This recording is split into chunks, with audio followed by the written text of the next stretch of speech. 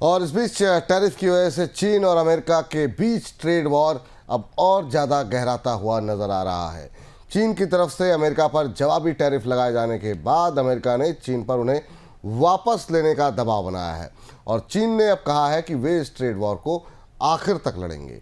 चीन के वाणिज्य मंत्रालय ने ट्रंप के रेसिप्रोकल टैक्स को उकसाने वाला कदम बताया है और कहा कि वे अमेरिका के खिलाफ जवाबी कार्रवाई करेंगे। सर, इस टकराव से अमेरिका पर किस तरीके का असर देखने को मिल सकता है?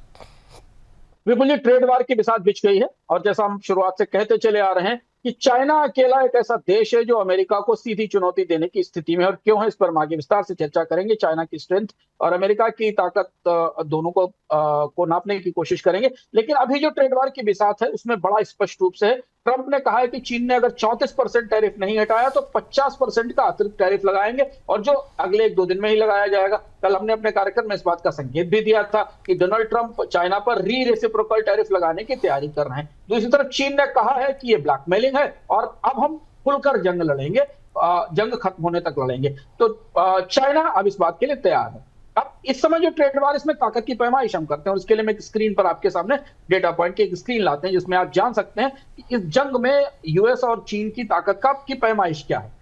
अमेरिका की ताकत यह है कि चीन के लिए अमेरिका सबसे बड़ा निर्यात बाजार है और इसलिए चीन को इसका बड़ा नुकसान होगा। दूसरी चीज है कि तकनीक और सेमीकंडक्टर और एआई में बढ़त है। ये तकनीक परोक्ष रूप से चाइना को भी मिलती है, जिस पर अमेरिका और चीन के बीच काफी व्यापार युद्ध के हिस्से में तकनीकें भी आती हैं जिन्हें रोकने की कोशिश की गई है।